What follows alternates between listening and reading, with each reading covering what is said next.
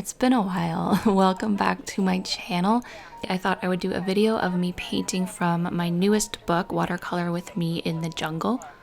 So I'm starting with the very first project in the book, which is this hibiscus flower. I hope that by watching this video you can see how I personally do some of the techniques that I mention in the instructions in the book. So I'm not necessarily going to be explaining exactly what I'm doing in this video because the instructions are laid out for you in the book. And there are a couple other things that I wanted to talk about. Firstly, you'll notice I am talking a little bit quieter than usual. That's because my daughter is asleep in the next room, and that's pretty much why I have not been able to post videos as frequently as I used to. I'm sure anybody with a new baby could understand. I really don't get much time anymore to do any painting. This is actually the first painting I have done pretty much since she was born, I think, and she's about 10 months old now. So that kind of gives you an idea of how much time little humans can take up. When I did finally get some time yesterday to sit down and do this project, painting in my book, I filmed it. I completed this project. I went to import my video and it was corrupt. So I ended up having to redo the entire video. This is actually my second time painting it. So I had to sacrifice another book just to do this project. It was kind of a mess. So I'm glad this one worked. I hope that you guys like it. The second thing that I wanted to talk about is this book. I think the last video that I made was when this book was about to be released and it wasn't out yet. It has since been released, and there were a couple things that I wanted to mention. I think that I explained it best on my Instagram a little while ago. I think it was in November after this was released, after a couple weeks. There were some things that were bothering me, and I did mention it there. So I'm just going to kind of read what I had put on my Instagram, and hopefully this clears a couple things up for you guys. Basically what I'm about to read is about the fact that this book was released. I was so proud of this book. I actually completed all of the projects while I was pregnant, and it was not an easy feat because I was sick and I was basically on the couch the entire pregnancy. So it was a lot of work, and I'm actually really proud of the artwork that came out of my hands, my brain. I don't know how to say that properly. But yeah, I'm really proud of the artwork in this book because it is a lot more detailed.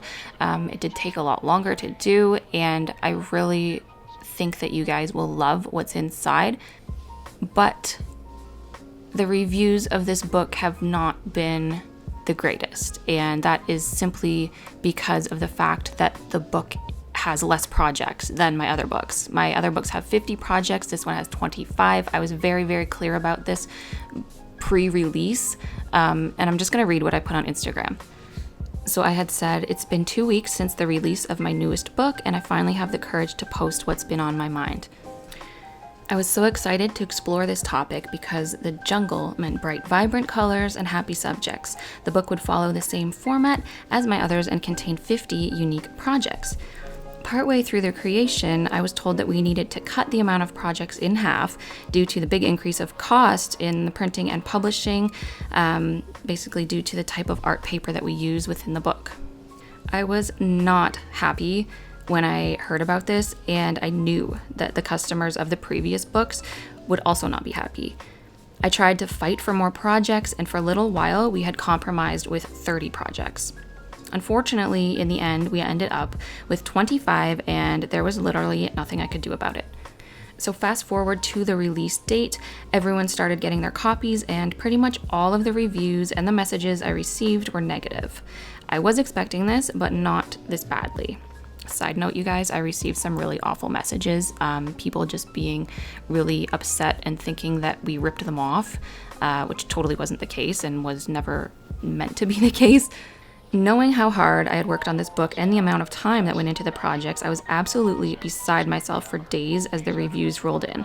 All of them were asking where the rest was and basically calling the book terrible because of a page count. A page count, you guys.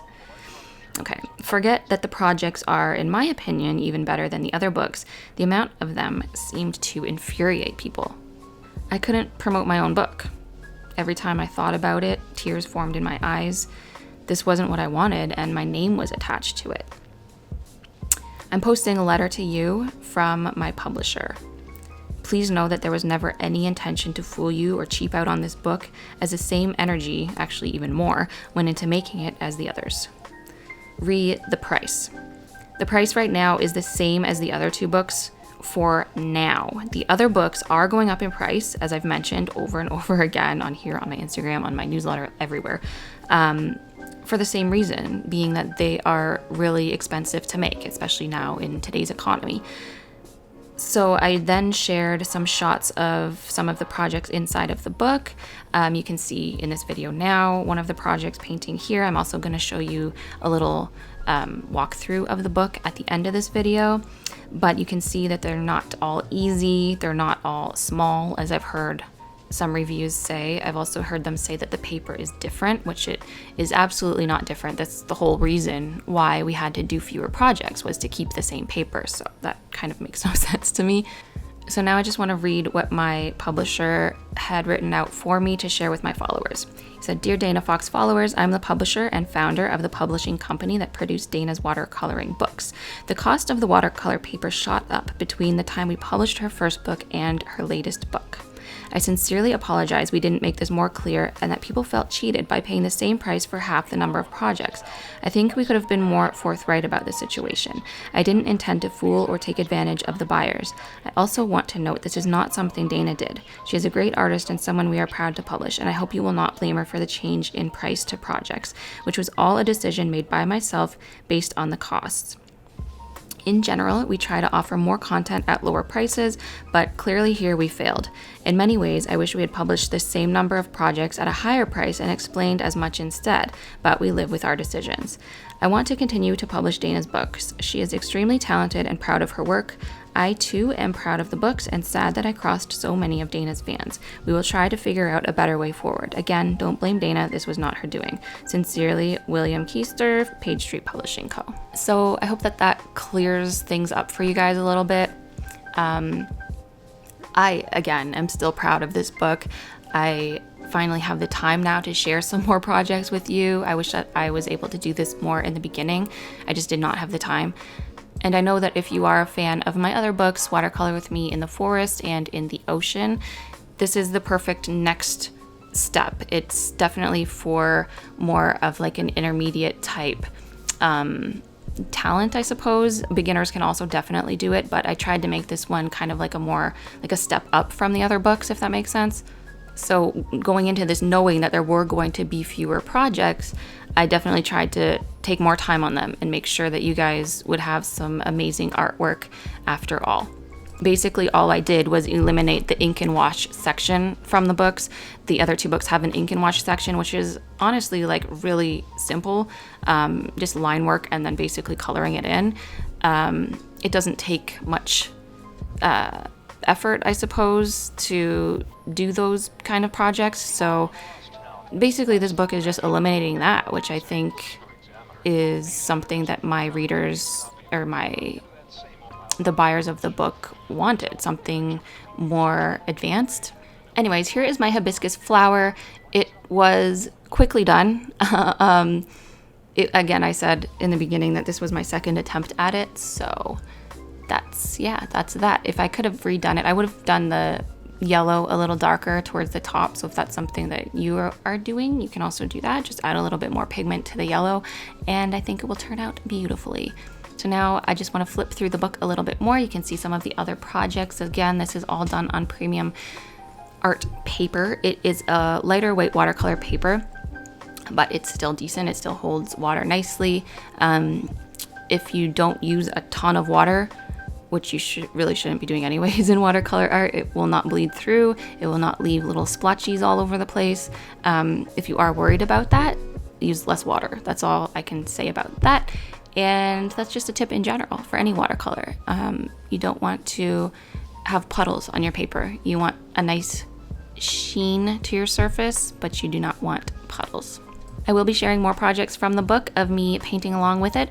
So that is Watercolor With Me in the Jungle. I did use my Wonder Forest watercolor brush set to complete this project, and I honestly use these all the time. I know that you will love them too. I'll include links to everything below. I hope you enjoyed the video, guys, and I'm sorry for my absence. I can't promise that I'll be back like regularly, but I'm definitely going to try. So thank you so much for watching. Have a great day.